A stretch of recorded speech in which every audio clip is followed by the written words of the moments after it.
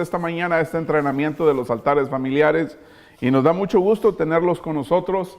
Acuérdense que los altares familiares, nuestro propósito es alcanzar a los latinos y acuérdense que los entrenamos a ustedes para que ustedes sean los siervos de estos altares familiares.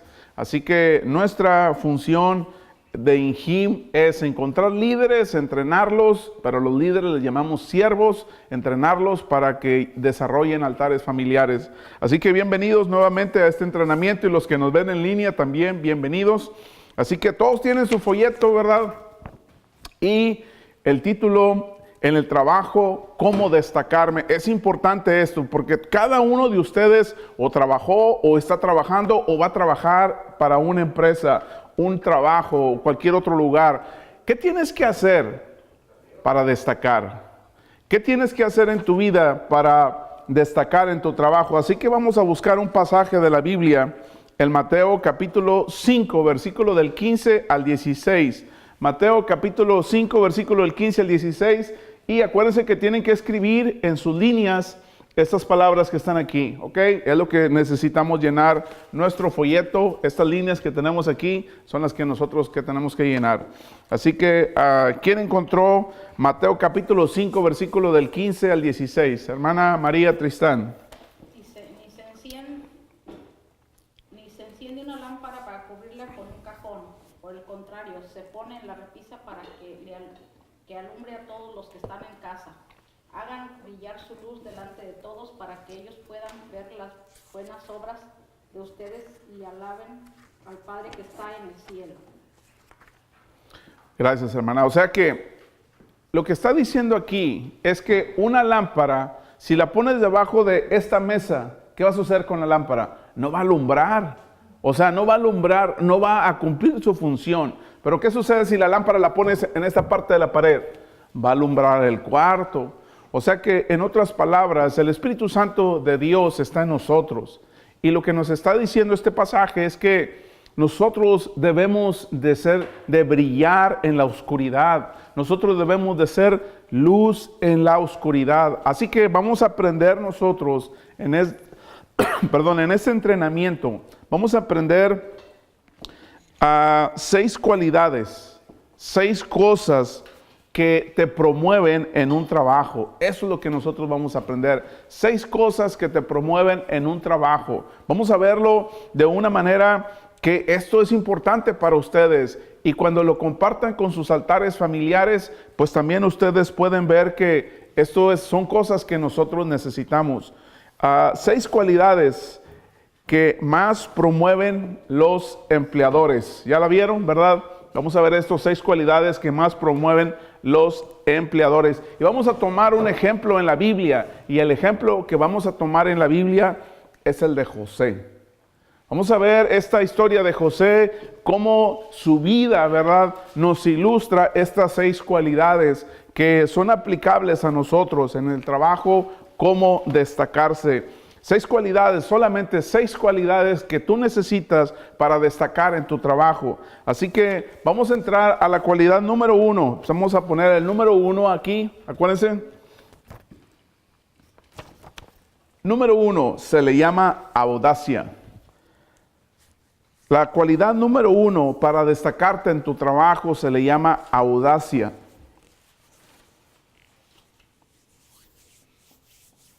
Si quieres tener éxito en tu trabajo, tienes que ser una persona audaz. Esta fue una cualidad que José desarrolló. Él tenía un gran sueño, José. Tenía un sueño grandioso, José. Definitivamente él lo tenía. Así que acuérdense que vamos a escribir lo que está aquí en la línea, en sus folletos. Alguien que nos lea la definición de audacia.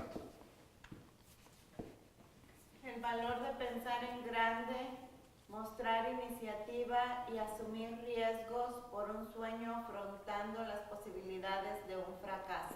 O sea, sueñen en grande y láncense a ese sueño. Eso es audacia. Uno de los refranes que mi papá siempre me enseñó es: el que no arriesga, no gana. En los refranes de él, ¿verdad? En la Biblia esta es la primer cualidad que se nos dice que debemos desarrollar para llegar nosotros a destacarnos en nuestro trabajo, la audacia. Así que vamos a mostrar esa iniciativa de asumir riesgos. Vamos a usar un pasaje de la Biblia para explicar exactamente lo que hizo José. Si no lo han terminado, todavía aquí me acabo de regresar, ¿ok? Pero vamos a usar Génesis capítulo 37, versículo del 5 al 10. Alguien que tenga en sus Biblias Génesis capítulo 37, versículo del 5 al 10. Vamos a basarnos al sueño de José. José tuvo un sueño. José fue audaz en esto. Así que adelante, ¿quién lo encontró? Hermano Cande. Dice, cierto día José tuvo un sueño y cuando se lo contó a sus hermanos, estos le tuvieron más odio todavía, pues les dijo, préstenme atención, que les voy a contar lo que he soñado. Resulta que estábamos todos nosotros en el campo atando gavillas. De pronto mi gavilla se levantó y quedó erguida, mientras que las de ustedes se juntaron alrededor de la mía y le hicieron reverencias. Sus hermanos replicaron, ¿de veras crees que vas a reinar sobre nosotros y que nos vas a someter? Y lo odiaron aún más por los sueños que él les contaba. Después José tuvo otro sueño y se lo contó a sus hermanos. Les dijo, tuve otro sueño en el que veía que el sol, la luna y 11 estrellas me hacían reverencias. Cuando se lo contó a su padre y a sus hermanos, su padre lo reprendió. ¿Qué quieres decirnos con este sueño que has tenido? Le preguntó. ¿Acaso tu madre, tus hermanos y yo vendremos a hacerte reverencias? Este es el sueño que tuvo José. La pregunta es, ¿fue verdad? ¿Fue verdad el sueño? Sí, fue verdad. Fue verdad. ¿El sueño venía de parte de Dios? Sí, venía de parte de Dios. ¿Este sueño sucedió? Sí, sucedió este sueño. La última pregunta. ¿José fue un tonto en platicárselo a sus hermanos? Sí, fue un tonto. ¿Por qué? Porque sus hermanos le tuvieron más envidia y ¿qué hicieron? Lo vendieron como esclavo a una caravana de ismaelitas que se lo llevaron a Egipto. ¿Qué quiere decir esto? Que cuando tú tienes un sueño de Dios, no lo compartas con cualquier persona. Tienes que compartirlo con las personas que te tienes que enganchar en el tren donde van las personas que te van a llevar a cumplir ese sueño. No todas las personas. Hay personas que te los van a bloquear, te los van a obstruir, a lo mejor tu pareja, no sé, tus mismos familiares. Coméntaselos a aquellas personas que van en ese tren que te pueden llevar a cumplir ese sueño. Ahora acuérdate, no se trata de quién eres tú, se trata de quién es Dios. Y muchas veces, en muchos de estos casos, las personas que sucede no asimilan esta parte de la vida de ellos. Así que esta es la primera característica que encontramos de José y la ves a través de toda su vida, ¿verdad? Una y otra vez ves la audacia de José. Era una persona que tuvo un sueño de Dios, José. Y José fue audaz, llevó ese sueño a la realidad con la ayuda de Dios. Pero acuérdense, engánchate de las personas que lo pueden hacer, que te pueden llevar a ese sueño. Acuérdense que José llegó a ser el capataz, el mayordomo de una hacienda, y eso es lo que nosotros vamos a ver. La segunda característica para llegar a destacarnos en nuestro trabajo es la simpatía. No quiere decir que no traiga patilla, no, es simpatía. Hermana Rosa, ¿usted quiere leer quiere decirnos qué significa simpatía de acuerdo a lo que está aquí? Poseer actitudes atractivas y habilidades en relacionarte que provocan que otros quieran trabajar contigo. Ok, la Biblia no usa la palabra simpatía, hermanos. La Biblia usa la palabra honor, usa la palabra favor. O sea, la Biblia dice, vas a tener el favor de los hombres, el favor de Dios. Así que no usa la palabra básicamente simpatía, pero sí usa la palabra favor.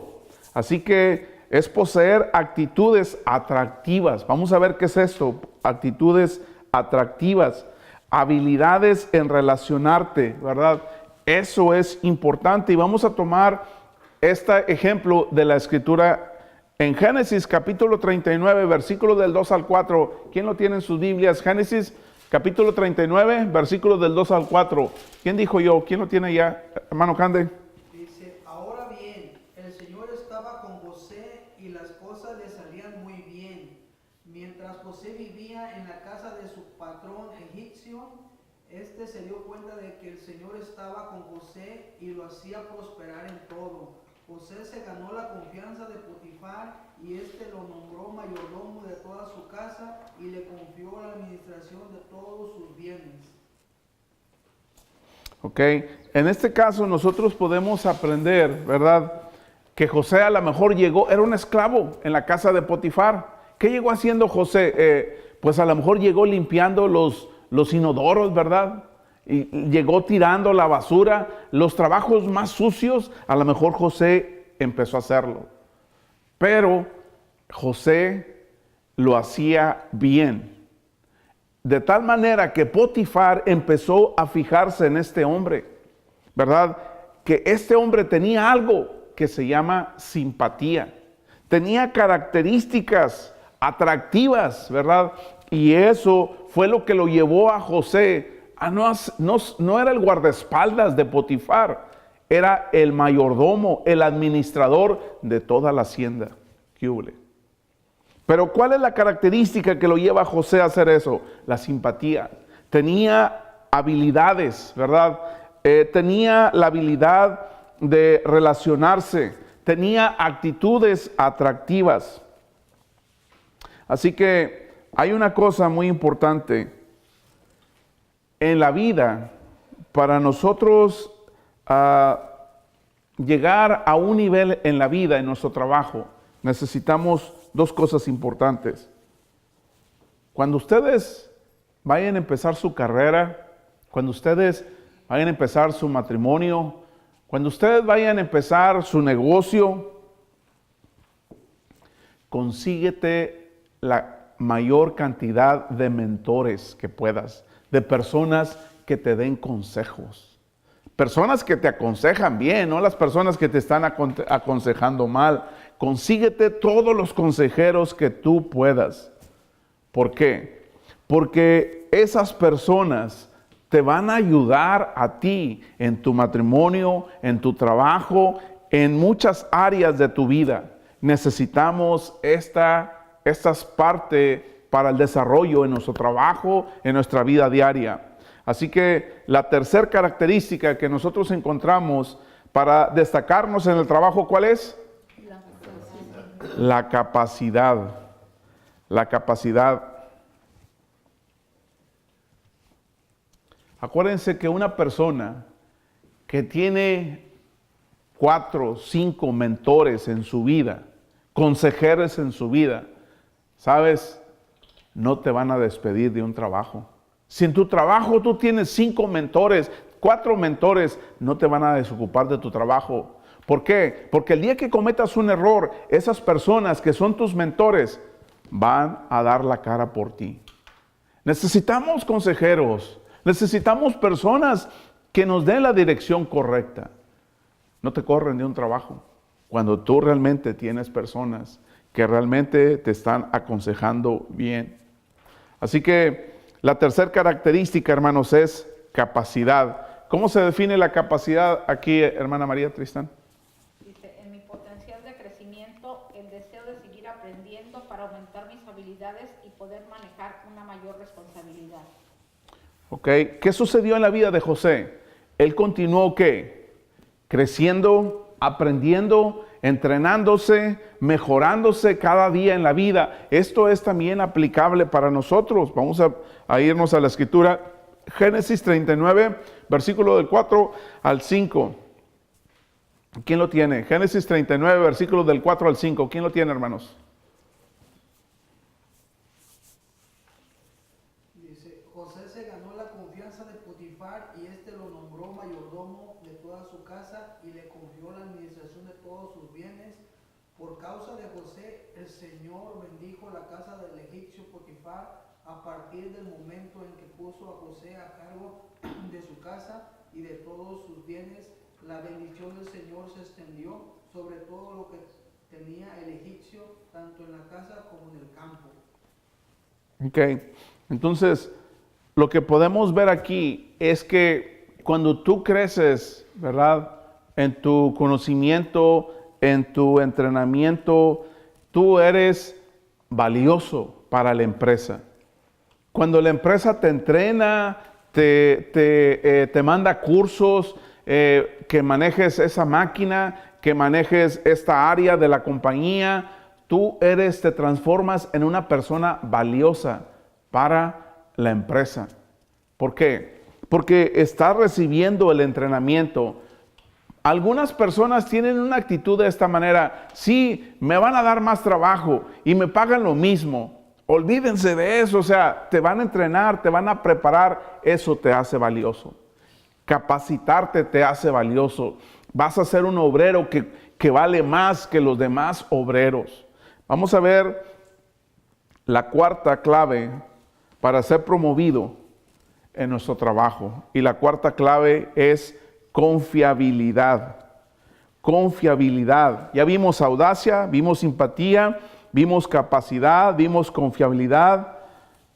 Saben, de todas las personas, los cristianos deberíamos de ser las personas más confiables en el trabajo. O este hombre, esta mujer es cristiana, no te preocupes, él o ella van a hacer el trabajo correctamente.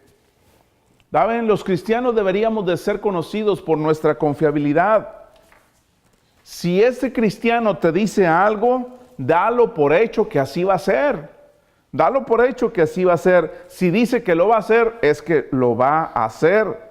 Hermanos, así es, así debería ser el cristiano, así se debería de promover.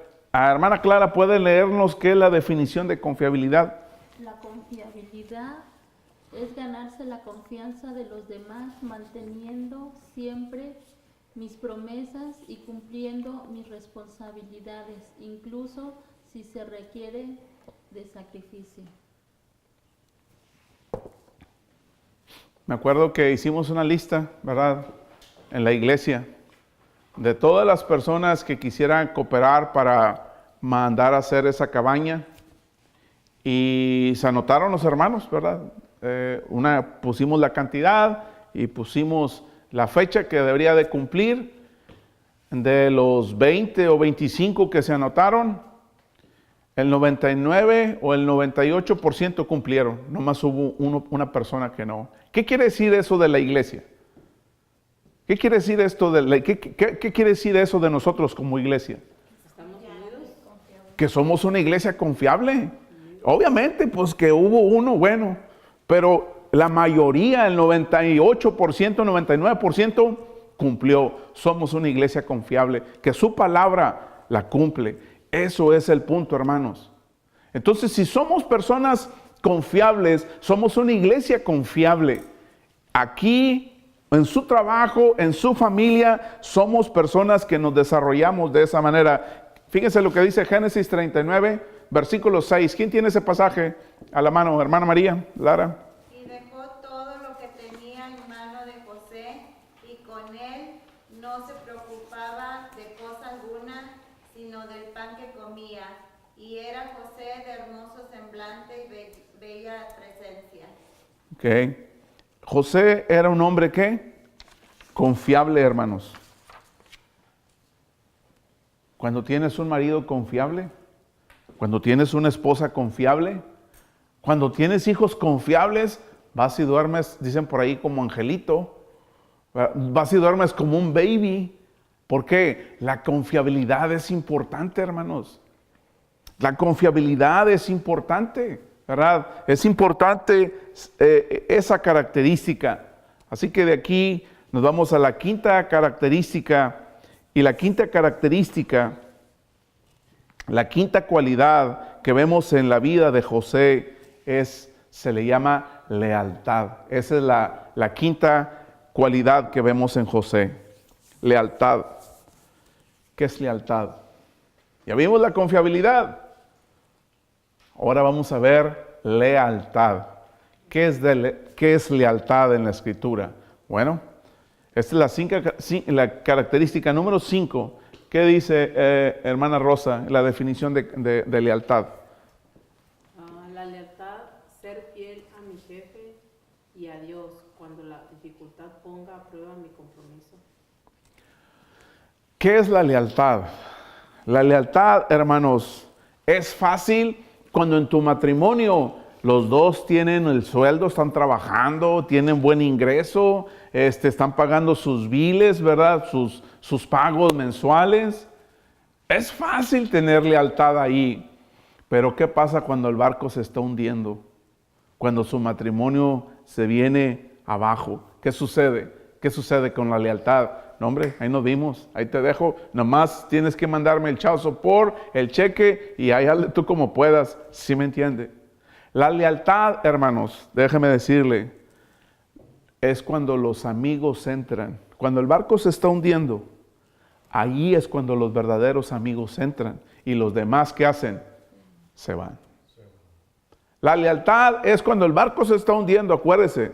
Los que entran ahí en ese momento cuando te estás hundiendo, cuando estás en la cárcel, en un hospital, cuando no hayas cómo pagar los biles, la lealtad ahí es cuando tú ves verdaderamente quién es tu amigo. Y los demás se fueron. Así que, hermanos, es muy importante la lealtad. Es algo importante en nuestra vida, ser leal. Vamos a ver este pasaje de Génesis, capítulo 39, versículos del 6 al 9. ¿Quién lo tiene por ahí, hermanos? Génesis 39. ¿Qué dice la Escritura?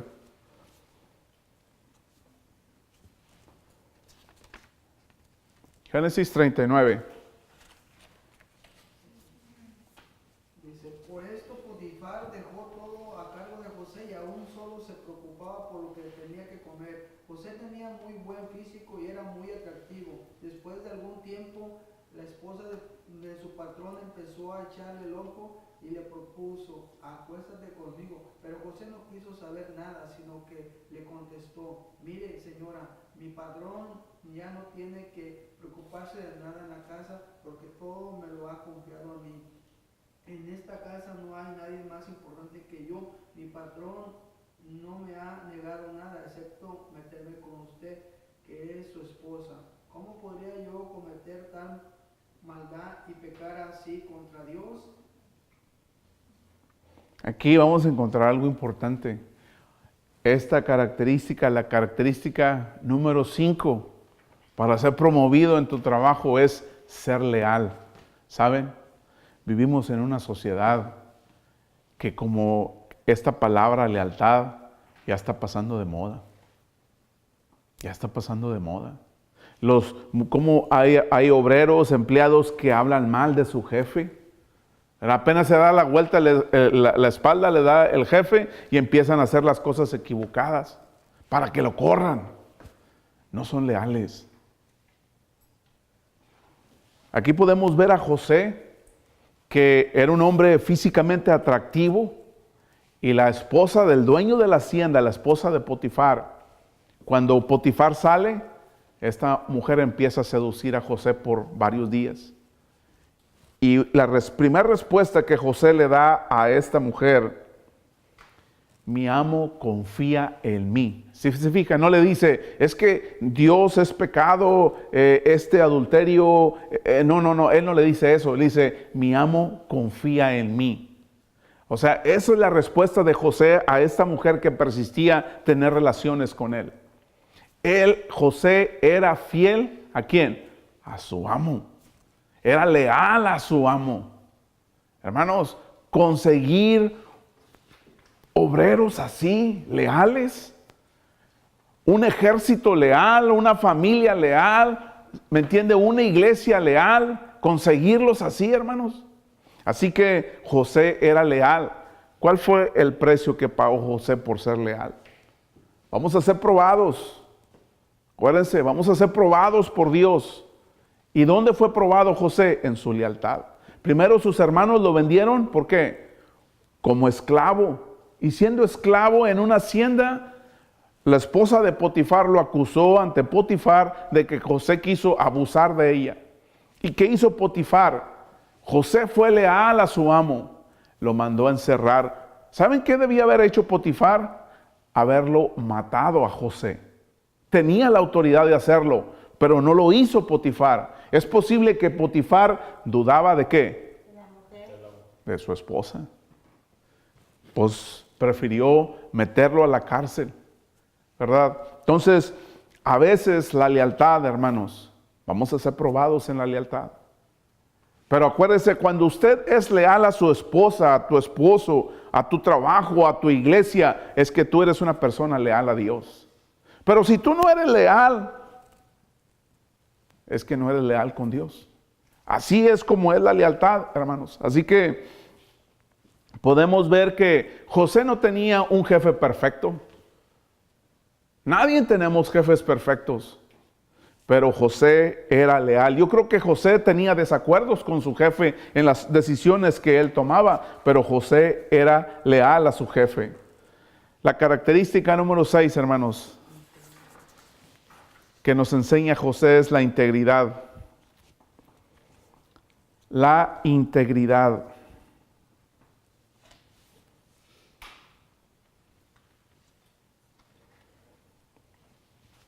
Podemos ver, hermanos, Ana María Tristán, ¿qué se define como integridad? Dice, practicar en secreto los valores y creencias que proclamo en público, no dividir mi vida. Ustedes pueden encontrar a políticos, a líderes religiosos, que proyectan una imagen, ¿verdad? Pero después te das cuenta que hicieron esto. Entonces, cuando tú proyectas una imagen, pero en tu vida privada tú eres otra persona, eso no es integridad. Integridad es ser completo. Una persona completa. Integridad es que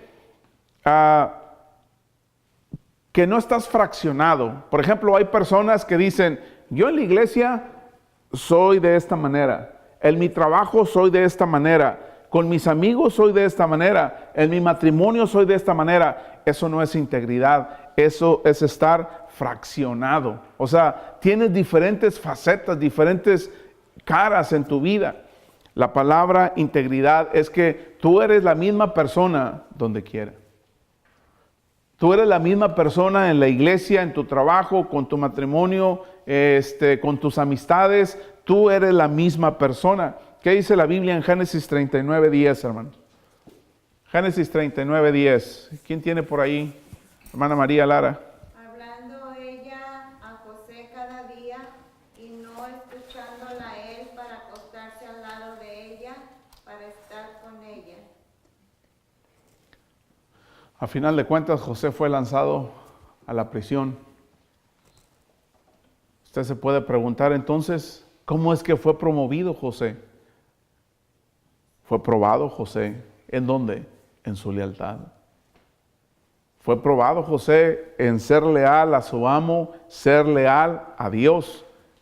Y José, hermanos, fue como esa lámpara. No se puso abajo de la mesa, se puso arriba donde podía alumbrar. Así nosotros, hermanos, con nuestra lealtad, ¿somos leales a quién? Somos leales a Dios. Si usted es leal a Dios, es leal a las demás personas, eres leal a tu familia, eres leal a tu iglesia, eres leal a Dios. Eso es la lealtad. Hay otro pasaje más en Filipenses capítulo 2, versículo 15. Dice, lleven una vida limpia e inocente, como corresponde a hijo de Dios, y brillen como luces radiantes en un mundo lleno de gente perversa y corrupta. Egipto era lo mismo que es hoy en la sociedad. Había corrupción. Egipto era una nación pagana. Egipto era una nación apartada de Dios. Pero ¿cómo en una nación pagana, en una nación apartada de Dios, tú puedes encontrar, tú puedes experimentar ser una persona con integridad, ser una persona leal a Dios? Ahora, la pregunta que nos debe de surgir a nosotros aquí es, ¿cómo brillar? Acuérdense, en la parte de atrás, ¿cómo brillar? Busca dar un paso de fe, a eso se le llama audacia. Vamos a resumir lo que vimos. Busca dar un paso de fe, a eso se le llama audacia. ¿Qué es la audacia? Toma riesgos grandes. Crees en grandes sueños, crees en el sueño de Dios. ¿Para qué estás aquí en esta vida? Tú crees que lo puedes llevar a cabo y lo llevas a cabo. Eso es audacia. Buscar dar un paso de fe, experimentar la fe en nuestra vida.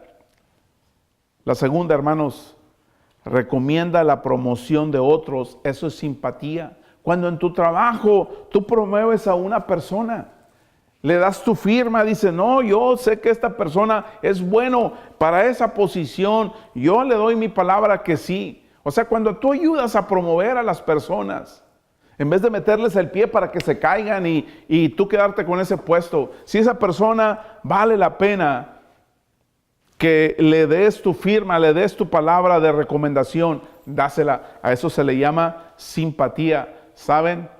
La simpatía es cuando a ti te agradan las personas. Cuando a ti te agradan las personas se van a sentir, ¿qué? A gusto contigo. Pero si a ti no te agradan las personas, ¿qué va a suceder con las personas? No, hombre, está media margarita o medio margarito y empieza, ¿no?, el chisme. Bueno, la siguiente, hermanos, intenta mejorar diariamente. Esto es capacidad. Intenta mejorar diariamente. Cada día podemos aprender algo, hermanos. Este día ustedes están aprendiendo de ese entrenamiento. Los que nos están viendo en línea también están aprendiendo de este entrenamiento. Cada día aprende algo. Cada día apréndelo. Te capacitas. Eres una persona valiosa para la iglesia, para tu compañía, para tu familia, para tu país. En vez de sentarnos y contemplar todo lo que está sucediendo en el mundo, vamos a capacitarnos, vamos a hacer un lado al miedo y vamos a salir adelante. La tercera, hermanos, limita las excusas. Si nunca das excusas en tu trabajo, vas a ser considerado como una persona confiable. Si no das excusas, van a confiar en ti. Lanza fuera el chisme. Hermanos, el chisme destruye familias, destruye relaciones, destruye iglesias. El chisme, hermanos, no es leal. Así que quítense el chisme. Cualquier cosa de chismear, quítenselo. Eso es lealtad. Eso es lealtad a tu iglesia, eso es lealtad a tu familia, eso es lealtad a tu nación. Vamos a quitarnos el chisme. El chisme no es nada bueno. Dios no está de acuerdo con el chisme. El chisme nos destruye, hermanos. Y la última, hermanos, actúa para proteger tu vida. Eso es integridad.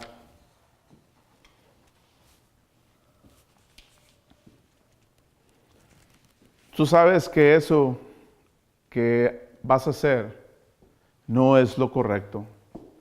Va a dañar tu integridad. No lo hagas. Protégete. José estuvo dispuesto a que su integridad, ¿verdad? Aunque fue a la cárcel, dijo, yo voy a ir a la cárcel, pero mi integridad, mi confiabilidad van a ir conmigo. Y en la cárcel, José se ganó la gracia del carcelero. José, siendo un prisionero en la cárcel por 2-3 años, él es el que atendía a los presos de ahí.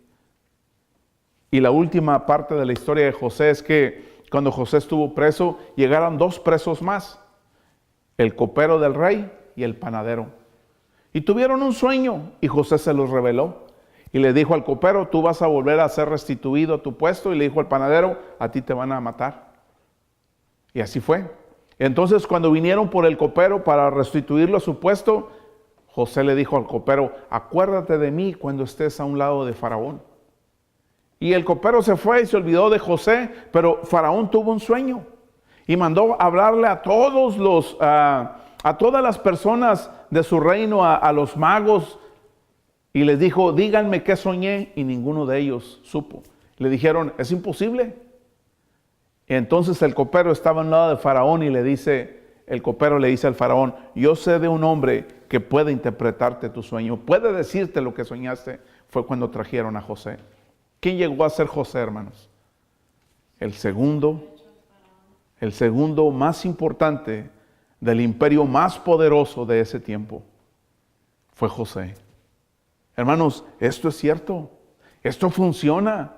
En un mundo que se destruye, que se colapsa, esto funciona. Esto funcionó en la vida de José, esto puede funcionar en su vida actual.